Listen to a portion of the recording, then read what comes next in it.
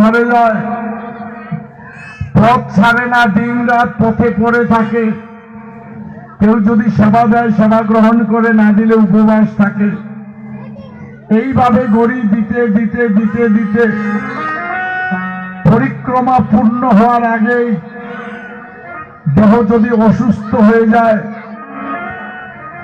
দেহ যদি আর গড়ি দিতে পারে না, সেই ভক্তটি বৃন্দাবনের পথে মাটিতে পড়ে, শুধু গড়ি দিয়ে কাঁধে রাধে,